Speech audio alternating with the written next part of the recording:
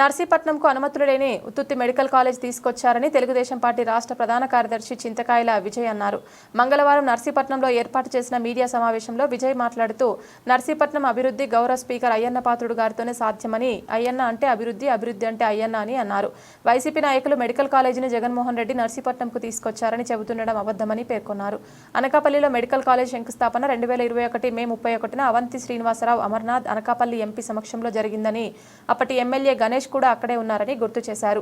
దీనికి సంబంధించిన వీడియోను కూడా సమావేశంలో చూపించారు. అయినా కూడా నర్సీపట్నంలో సుమారు 20 లక్షల రూపాయల మున్సిపాలిటీ నిధులు ఖర్చు చేసి మరోసారి ఉత్తుత్తి మెడికల్ కాలేజ్ శంకుస్థాపన కార్యక్రమం నిర్వహించారని తెలిపారు. అందరికీ నమస్కారం అండి. ముఖ్యంగా ఈ మధ్యన నర్సీపట్నంలో కొన్ని పరిణామాలు చూస్తుంటే అందరినీ కన్ఫ్యూజ్ చేసే మోడ్లోకి తీసుకెళ్తున్నారు. ఎందుకు నేను అంటున్నానంటే, ఆ లాస్ట్ 5 years ఏదైతే జగన్ రెజీమ్ ఉందో, ఆ గవర్నమెంట్ ఉందో, ఆ టైంలోని ఎన్నో తప్పిదాలు చేశారు.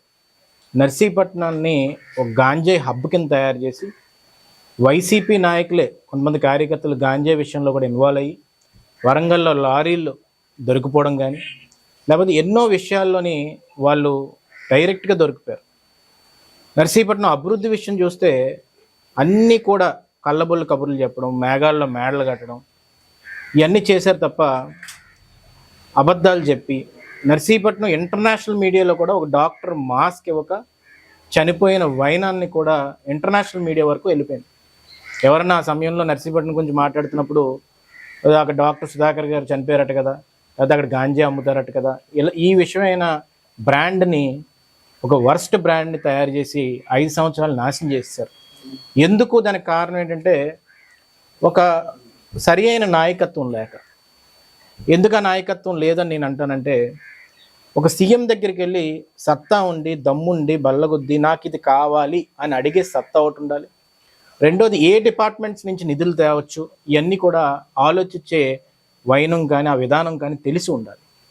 అయ్యన్న పాత్రుడు గారు ఏంటంటే, తెలియకపోతే తెలుసుకొని గ్రౌండ్ డౌన్ టు ఎర్త్ ఉండి నర్సీపట్నాన్ని ఇప్పుడు దాకా అభివృద్ధి చేసే ఆయన గురించి మనం చెప్పవసరం లేదు. అయ్యన్న అంటే అభివృద్ధి, అభివృద్ధి అంటే అయ్యన్న అని చెప్పి తీసుకెళ్తుంటారు.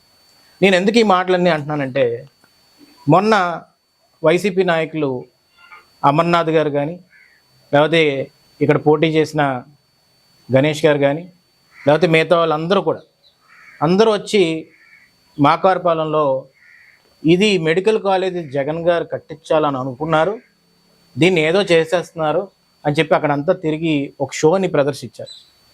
నేను క్లియర్గా ఇవన్నీ చూస్తూ మాకు నవ్వొచ్చే వైనం ఏంటంటే, జనాలకు కూడా నేను క్లియర్గా చెప్పదలుచుకునేది, కన్ఫ్యూజన్ జరుగుతుంది. ఈ కన్ఫ్యూజన్ ఏంటంటే, ఫస్ట్ నేను అడుగుతున్న క్వశ్చన్ ఏంటంటే,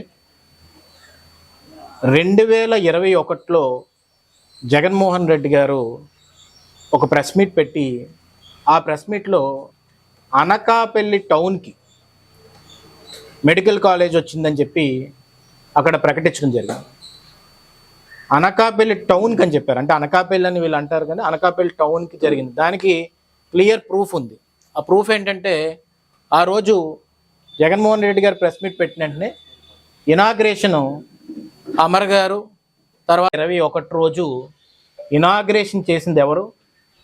జగన్మోహన్ రెడ్డి గారే ప్రెస్ మీట్ పెట్టి ఇనాగ్రేట్ చేశారు. ఆ ప్రెస్ మీట్లోని నర్సీపట్నం పేరు ఎత్తలేదు ఆయన, అనకాపల్లి పేరు ఎత్తారు.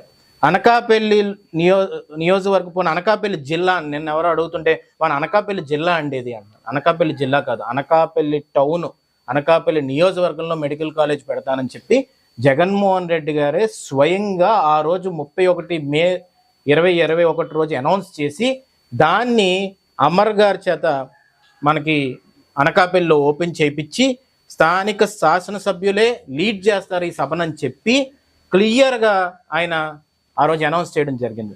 అయితే ఆ మూమెంట్లో అక్కడ గణేష్ గారు కూడా ఉన్నారు. మరి ఆయన లేకపోయి ఉంటే ఆయన తెలియపోవచ్చు, కానీ ఆయన కూడా ఉన్నారు అక్కడ, మీరు చూశారు. ఇప్పుడు అక్కడ ఎంపీ అప్పుడు సత్యవతి గారు, సార్ మా అనకాపల్లి నియోజకవర్గానికి ఈ మెడికల్ కాలేజ్ ఇస్తున్నందుకు నాకు చాలా సంతోషంగా ఉందండి అని చెప్పి ఆయన చెప్పారు. అక్కడ పోస్టర్ వేసి గ్రాఫిక్స్లోని అమర్ గారు ఎక్స్ప్లెయిన్ చేశారు. ఏమని? ఇగో ఈ మెడికల్ కాలేజ్ ఇలా ఉందని చెప్పేసి అన్నీ చెప్పారు. ఇవన్నీ చూసిన తర్వాత నాకు అర్థం కాని విషయం ఏంటంటే ఆ సమయంలో ఏం జరిగిందో నర్సీపట్నం ప్రజానికానికి తెలియాలి.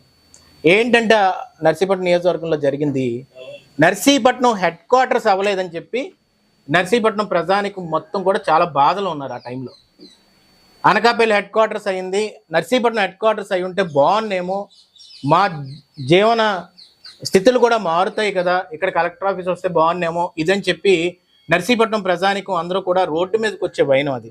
అలాంటి సమయంలో చాలామంది అనుకునేది ఏంటంటే అయ్యన్న పాత్రుడు గారు ఎమ్మెల్యేగా ఉండి అయ్యన్న పాత్రుడు గారు కానీ తెలుగుదేశం ప్రభుత్వం ఉంటే నర్సీపట్నం హెడ్ క్వార్టర్స్ అయిపోయిదిరా, ఎందుకంటే ఆర్డీఓ బంగ్లాని అలాగే ఉంచాడు, తర్వాత అన్ని స్థలాలు కూడా అలాగే ఉంచాడు, మన హెడ్ క్వార్టర్స్ కోసమే కదా, సరైన నాయకత్వం మనం పెట్టుకోకపోవడం వల్ల ఇది జరిగింది అనేసరికి ఇది ఎక్కడ ప్రాబ్లం వస్తుందని చెప్పి దారుణమైన విషయం, కన్ఫ్యూజన్ అయిన విషయం ఏంటంటే ఆ టైంలో అపోజిషన్ వాళ్ళు మనం మాట్లాడుతుంటే ఈయనేమో ర్యాలీ చేశాడు రోడ్డు మీద. ఏమని ర్యాలీ చేశారంటే నర్సీపట్నం హెడ్ క్వార్టర్స్ కావాలని.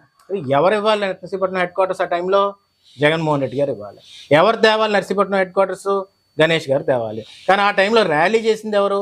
గణేష్ గారు చేసి జనాలకి ఏంటంటే నేను డిమాండ్ చేస్తున్నాను, నేను పోరాడుతున్నాను, నేను తెస్తున్నాను, అది అనకాపల్లికి వెళ్ళిపోయింది.